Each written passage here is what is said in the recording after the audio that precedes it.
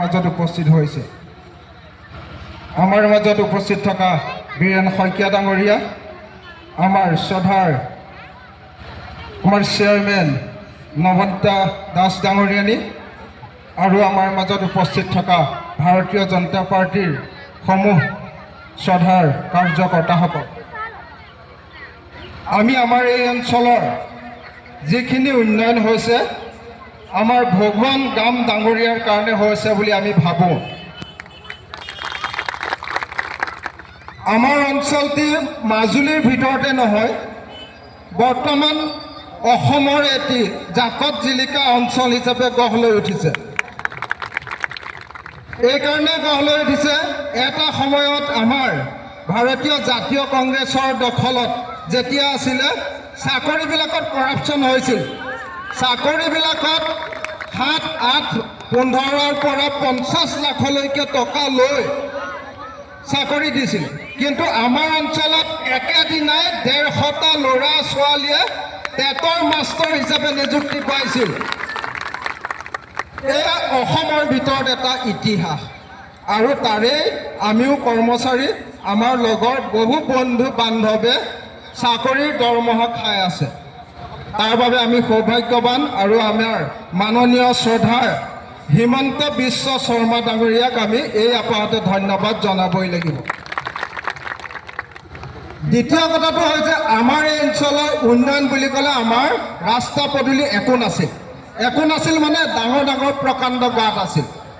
সেই গাঁতবিলাক আমাৰ ভাৰতীয় জনতা পাৰ্টীৰ হিমন্ত বিশ্ব শৰ্মা ডাঙৰীয়া আৰু সৰ্বানন্দ সোণোৱাল ডাঙৰীয়া অহাৰ পিছত ইয়াত সুন্দৰ ৰাস্তা ইমূৰৰ পৰা সিমূৰলৈ যাব পৰাকৈ বনাই দিলে।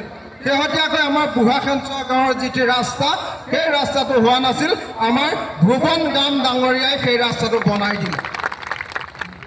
আমাৰ আজলীয়াৰ থানখনৰ কথা ক'বলৈ আহিছোঁ। আমাৰ আজলীয়াৰ থানখন আটাইতকৈ পুতৌ লগা অৱস্থাত আছিল, কিন্তু আমাৰ সৰ্বানন্দ সোণোৱাল ডাঙৰীয়া যেতিয়া মুখ্যমন্ত্ৰী হিচাপে আহি থানখনত ভৰি দিলে, তেওঁ ভৰি দিয়াৰ পিছত 100 লাখ টকা দি এটা ৰাস্তা বনাই দিলে থানখনলৈ, ইলেক্ট্ৰিচিটি কানেকশ্যন কৰি দিলে, পানী যোগান আঁচনি কৰি দিলে, আৰু এতিয়া আমাক প্ৰেক্ষাগৃহ 1 কোটি টকাৰ সতে বনাই দিলে। গতিকে আমি এই আপাহতে তেখেতসকলক ধন্যবাদ জনাবই লাগিব। আৰু ইয়াৰ পিছতে মই আমাৰ ভাৰতীয় জনতা পাৰ্টীৰ সমূহ বিষয়ববীয়াক এই অঞ্চলটোৰ অনুসূচিত জাতিৰ যিসকল লোক লাগি আছে, সকলো যাতে লাগি থাকে, মই তেখেতসকলক এই আপাহতে মই অনুৰোধ কৰিম, সকলো ভাৰতীয় জনতা পাৰ্টীৰ লগত থাকক। আমিও আছিলোঁ, ভৱিষ্যতলৈ থাকিম। যদি আমি ভাৰতীয় জনতা পাৰ্টীৰ লগত সদায় থাকোঁ, এই উন্নয়নৰ ধাৰা অব্যাহত থাকিব বুলি আমি ডাঠি ক'ব পাৰোঁ, আমি বুকুত হাত থৈ ক'ব পাৰোঁ। আমাৰ ভাৰতীয় জনতা পাৰ্টীয়ে যিখিনি কাম কৰিছে, এই কামখিনি যাতে আপোনালোকে সহায় সহযোগিতা কৰিলে আগন্তুক দিনত আমাৰ মাজুলীয়ে নহয়, অসমতো আমাৰ ভাৰতীয় জনতা পাৰ্টীয়ে এই দলটিক আগুৱাই নিয়াৰ লগে লগে উন্নয়নৰ ধাৰাটিও অব্যাহত ৰাখিব পাৰিব। তাৰ কাৰণে মই বেছি দীঘলীয়া কথা নকওঁ। যদি আপোনালোকে অনুসূচিত জাতিসমূহে আমাৰ ভাৰতীয় জনতা পাৰ্টীক সহায় সহযোগিতা কৰে, আমিও অসমৰ উন্নয়নৰ এটি অংশ হৈ থিয় দিব পাৰিম। এই আপাহতে মই আমাৰ ভুৱন গাম ডাঙৰীয়াক ধন্যবাদ জনাইছোঁ। তেখেত যাতে আমাৰ মাজলৈ আগলৈও আহি থাকে, আগলৈ নিকাভাৱে নিযুক্তি দি থাকে। আমাৰ জীয়ৰী বোৱাৰীসমূহ যিখিনি বাদ পৰি ৰৈছে, অৰুণোদয়ত যিখিনি বাদ পৰি ৰৈছে, তেখেতসকল যাতে আকৌ অৰুণোদয়ত অন্তৰ্ভুক্তি কৰে, তাৰ বাবে আমি অনুৰোধ কৰিম। আৰু আমাৰ আইসকল আগবাঢ়ি আহক। যি এতিয়াতো সকলোৱে পাইছে, ঘৰ পাইছে, আৰু ঘৰ 2-1 পাবলৈ বাকী আছে যদিও আপোনালোকক ৰাইজে প্ৰতিশ্ৰুতি দিছে, আমাৰ ভাৰতীয় জনতা পাৰ্টীৰ বিধায়ক মহোদয়ে প্ৰতিশ্ৰুতি দিছে, এই প্ৰতিশ্ৰুতি ৰক্ষা কৰিব, তেখেতে ৰক্ষা কৰিব বুলি আমি আশা কৰিছোঁ। আৰু যিকেইঘৰ বাকী আছে সকলোৱে তালিকা আমাৰ ZPC মহোদয়ে হাতত দিব।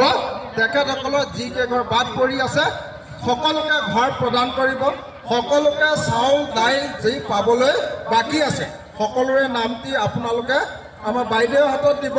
আৰু যিসকলে চাকৰি প্ৰত্যাশী তেওঁলোকৰ কাৰণে ইণ্টাৰভিউ দিব, ছাৰক লগ কৰিব। গতিকে ছাৰে সহায় কৰিম বুলি প্ৰতিশ্ৰুতি দিছে। আপোনাসৱৰ লগত সদায় থাকিব। আমিও অনুসূচিত জাতি মহোদয়ক সহায় কৰিম বুলি এই আপাহতে প্ৰতিশ্ৰুতি দিছোঁ। সৰ্বাংগীন উন্নতি হওক, ৰাইজৰ উন্নতি হওক, ইমানকে কৈ মই মোৰ চমু ভাষণ সামৰণি মাৰিছোঁ। ভাৰত মাতা কি জয়, ভাৰত মাতা কি জয়, ভাৰত মাতা কি। জয়। ধন্যবাদ জ্ঞাপন কৰিছোঁ প্ৰসন্ন দাস ডাঙৰীয়া। কথাৰে